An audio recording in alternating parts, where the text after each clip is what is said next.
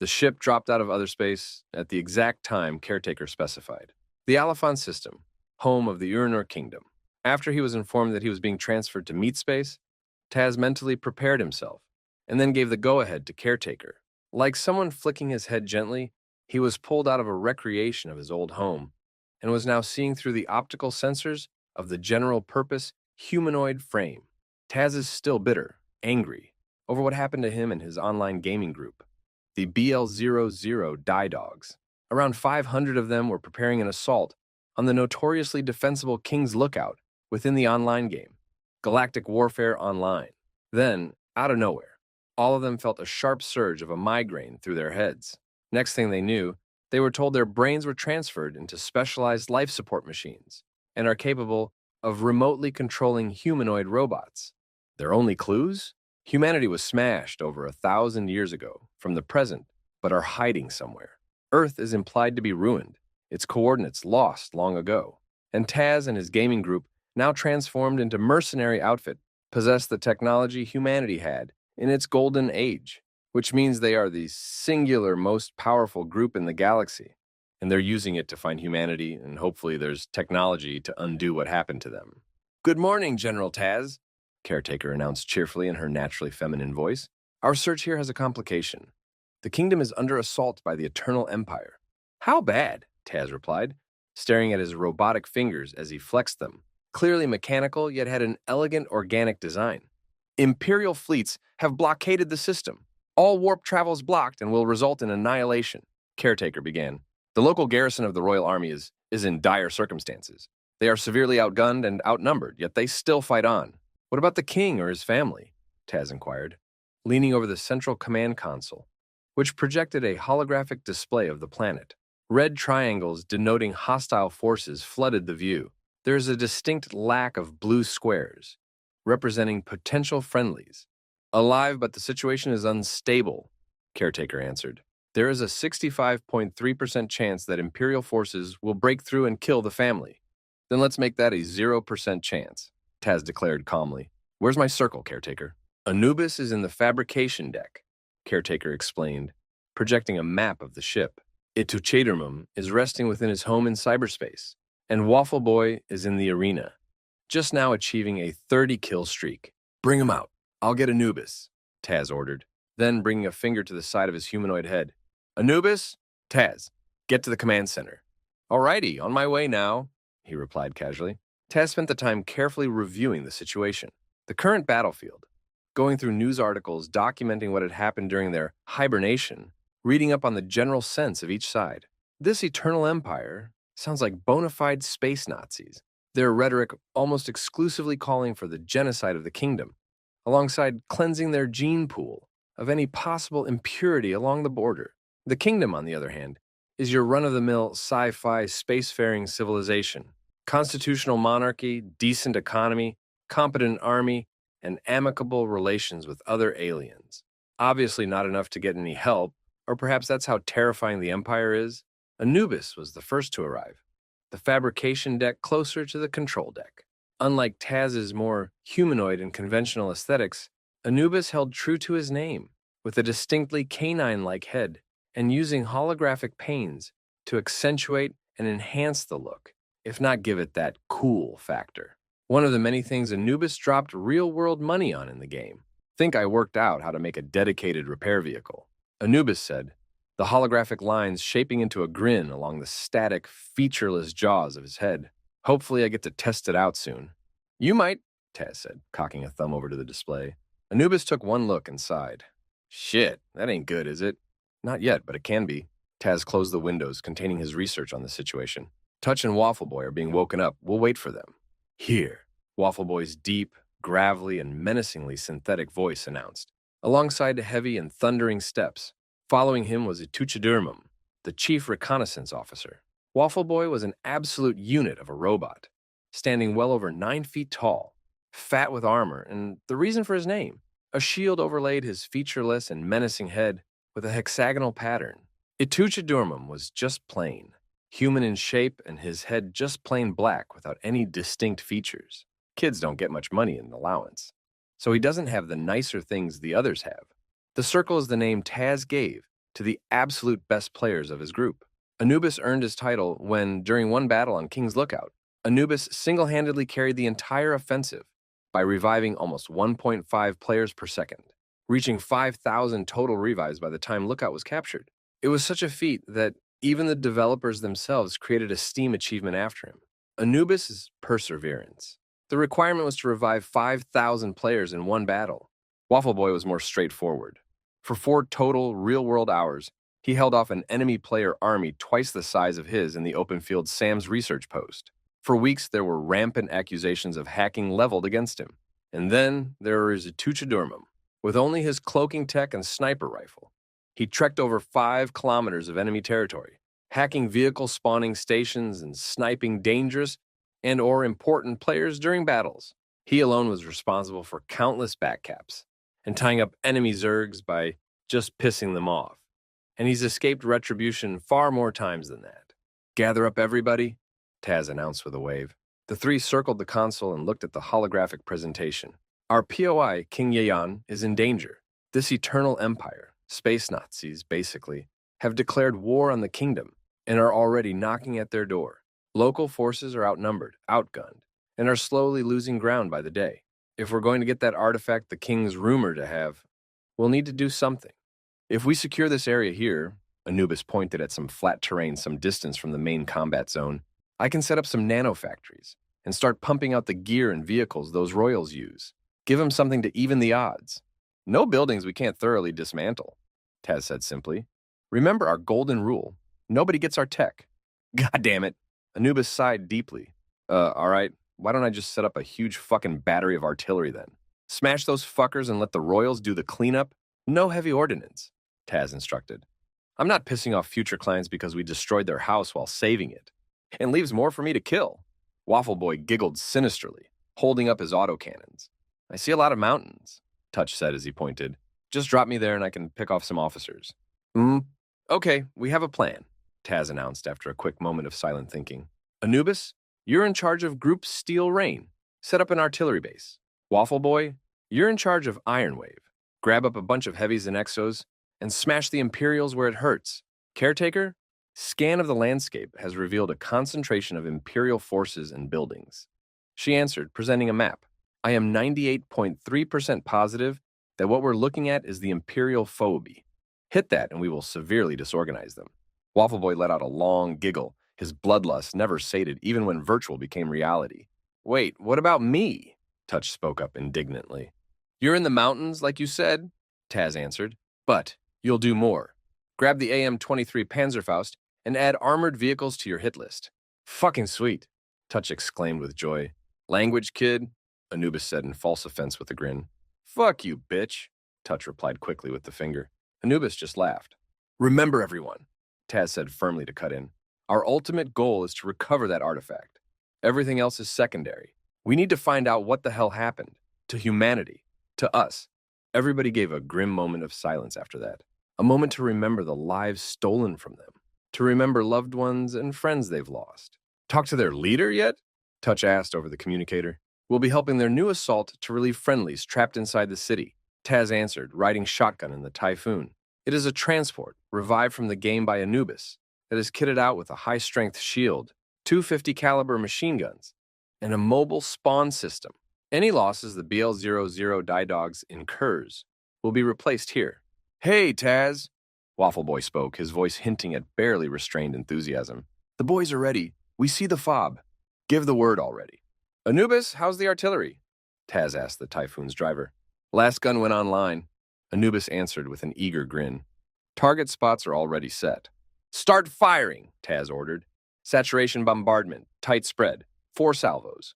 Waffle Boy, artillery is firing. Wait for the 4th round before moving in. This will be glorious." Waffle Boy seemed almost orgasmic on hearing that. Anubis leaned over to Taz. "Yo, you think he was a serial killer IRL?" "Probably." Taz shrugged, sounding casual and unconcerned. "I mean, unless he figures out how to access our life support systems, what can he do to us?" "True?" Anubis shrugged as well, straightening his posture. "Just, still bothers me how he acts and shit." Hold up." Taz leaned forward, optics zooming in. It was the Royal Army they were linking up with. Infantry was on transports that were shooting off at high speeds. What the hell? It's too early. Taz! An unfamiliar voice startled Anubis. Major, what happened? He answered quickly. Imperial forces have just breached the royal palace, the major said frantically. The royal family is in danger. We need to get over there now. Meet me at the front line. Shit, Taz hissed, leaning against his seat. Taz, if those Nazis find that artifact. Anubis trailed off of his warning. I know. Taz nodded, then gripped his LMG. Okay, punch it. Slamming his foot on the pedal, the Typhoon accelerated rapidly, blasting past the remnants of the hastily deployed forces. They sped past the convoy, carrying the troops, and began entering the city limits. Waffle, Taz began. We've got a complication. Royal family is in danger, which means our artifact is in danger too. I'm having Anubis fire the artillery to support our advance. Whatever splashed is what you're getting. More for me to kill. Good. Waffle Boy growled in delight. I fucking swear, dude. Anubis sighed. Okay, Artie's firing now. Park the Typhoon at this location and deploy it, Taz ordered, sending a nav coordinate to him. Then get out and let's perform CSAR. Sounds good, Anubis acknowledged, carefully weaving the bulky vehicle through the now scattered royal forces. The intense gunfire and sounds of war was audible now, the Typhoon driving over the rubble of the city. Arriving at the location, the Typhoon extended out its stabilizers, and the sides opened up to reveal a row of 3 glowing tubes. After a second, a rapidly swirling miasma of blue nanites convulsed and coalesced between the ends of the tubes, and, with the glow of the nanites transforming and fusing, Bell 00 Dog's infantry appeared out of thin air, armed to the teeth. Anubis and Taz hopped out, where Taz is strapped with an LMG and an anti-infantry rocket launcher. Anubis is carrying a PDW, his favorite cash shop weapon, the backhand, and a support kit. The kit, controlling a select amount of nanites given to him, is capable of mending and reviving below 00 Dog's forces and repairing vehicles. Major Urza, get back, Taz ordered firmly, approaching an avian alien dressed in fancy and decorated attire. If you go down, you'll cause further damage to your forces. Taz, I swore an oath when I enlisted, Urza said just as firmly. With the king in danger, I am obligated to take up arms and stand beside him. I will not abandon my office in his hour of need ever. Fine, we'll adapt, Taz conceded with a sigh. Urza, you're with us. Stay close. We can get to the king faster and make sure you stay alive. Very well. Urza was surprised at such a demand, but gave a shrugging nod. And that's when the artillery arrived. Massive superheated globes of bright blue plasma rained from the heavens and slammed down on positions where Imperial forces are at their thickest. There's our cue. Let's go, Taz ordered. Anubis, Urza, as well as a motley crew of avian and robotic infantry followed them, through the destroyed buildings, across shattered streets, and enduring the sights of bodies, both civilian and military. They made sure to get to the palace as fast as possible. The artillery, if not annihilating them, was definitely confusing them to hell.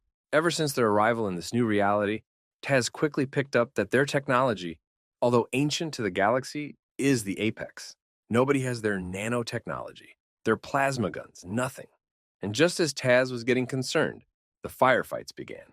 Imperial forces, decked out in conventional heavy armor and gunpowder weapons, opened fire immediately. Urza and his men immediately took cover. Taz activated his enhanced mesh shield, essentially doubling his shield's resilience, and unloaded his LMG. The plasma fire ripped them apart, their armor completely irrelevant. Anubis was fast and mobile with his PEW, firing just as fast, if not faster, than the LMG. The Imperials were gone before the Royals were ready to retaliate. By the looks of their beaked faces, they were absolutely flabbergasted, except for Urza. Taz picked up that the Major was already aware of them in detail during his conversation. After a quick status check, everybody was good to go. Blasting through more squads of Imperial infantry, they finally arrived at the palace. The gunfire was intense, and explosions periodically blasted out bits of the building. Taz, we need to get in there now, Urza screeched suddenly. Imperials are just 1 floor away from the king's safe room. You heard him, boys, Taz shouted to the BL-00 Dog's infantry. Get in there and fuck them up! With his rocket launcher, Taz blasted apart the wall and created an entrance for them. Pouring in, they were merciless and delivered carnage, turning the palace into a slaughterhouse. The BL-00 Dogs still viewed this as a game, an extremely immersive VR game at that, so they were all laughing, cheering, and making jokes as they gunned down and scythed Imperials on the way in. A flamethrower was encountered, firing hot streams of napalm all over the room, burning alive royals who were still alive at this point. One of the BL-00 die dogs just walked through the stream, cooked grenade in hand, and using his robotic strength, slammed the explosive right down the throat of the insectoid alien's mouth. His upper body exploded in gore soon after. Room by room, stair by stair, they continued their relentless path towards the king. The Imperials made it to his floor and are now just several rooms away. The noose is tightening. They need to hurry. Taz, please, Urza begged him amidst the gunfire. If the royal family dies, our nation dies with them. They're the only ones keeping us together, giving us a reason to hope. We're working on it, Taz replied calmly. Just keep shooting. We'll make it, dude. Anubis tried to cheer him up. Just think positive, okay? They made it to the floor. They're opposite where the Imperials are, now just one room away. Those insects can practically touch the reinforced door. Taz can see the flamers in the back already itching to dispense their napalm. Fuck it. Time to gamble. Everybody down! Taz screamed, rocket launcher out. Firing the large sphere of plasma, it soared past all the ranks of BL-00 die dogs and Royal Infantry, past the Imperials, and impacted a slab of wall, exploding in glorious light. The Imperials' momentum was killed. Over half of their forces in an instant vaporized, cooked, or severely debilitated. Seeing the decrease in pressure, the BL-00 die dogs let out a ferocious battle cry and charged forward, guns blazing. This broke the Imperials, who normally were fanatical so far, and were scrambling to retreat. Okay, move in and secure the... Something violently jerked Taz's head to the side. A pained scream informed him that Urza just punched him. Taz, what were you thinking? Urza was losing his voice at just how intensely he was screaming. Saving the king, he answered simply. Somebody help us! A woman shrieked. Rushing inside, Taz, Anubis, and Urza found the royal family. The king and queen were clutching their son. Below him, a massive pool of blood had formed, and his entire side was crimson red. Please, save my baby! I got him! Anubis rushed forward instantly, bringing out his support kit. Anubis, golden rule, Taz said firmly. Fuck off, I'm not giving it away, I'm using it, Anubis snarled. Does it even work? Taz questioned. It fucking better. Anubis proceeded to use his support kit, a stream of nanites flowing out and over the side of the Crown Prince. After several tense moments, the Crown Prince let out a deep gasp and started to breathe. I had to get some data, but I managed to upload medical routines for organics, Caretaker explained on cue. Had I known, I would have prepared ahead of time. Sighing in relief, Anubis holstered his kit and then sat down on the floor. After making sure their son was indeed okay, King Yeyan walked over and then tearfully embraced Anubis, showering him with words of gratitude. Taz, Urza said, voice the opposite of calm. When Taz turned to face him, the Major too embraced him closely. Thank you. As reckless and, dare I say, monstrous as you are, thank you. You just saved our people. I owe a debt that can never be repaid, King Yeyan said when he finally regained his composure. Please, is there anything I can do? You have something we want, Taz began, approaching the king. An object recovered from a dig, human in origin. That human device? Yeon asked in shocked surprise. Not money, status, not even exclusive and very lucrative contracts with my government? No, Taz answered. Just that, and we'll consider the debt repaid. Yeon blinked in stunned silence for a few moments, then slowly nodded. Well, okay, follow me. Anubis, was it? Is it too much trouble to ask you watch over my wife and son? Not at all, Anubis chuckled as he shook his head. Turns out the safe room was the king's private collection of exotic antiques and very expensive stuff. Deep inside, Yeon opened up a display case containing a small, squarish object that has definitely seen better days. I don't understand why giving you this artifact is so important. May I ask why? After taking it and securing it in a pocket, Taz answered, We're looking for our people. Looking for answers. Yeon lost his voice when he realized, eyes and beak wide open. No, are you actually? We are, Taz nodded. We've been asleep for a while. Need to find out what happened exactly and where humanity went. They're not extinct? Yeon inquired, now more curious than shocked.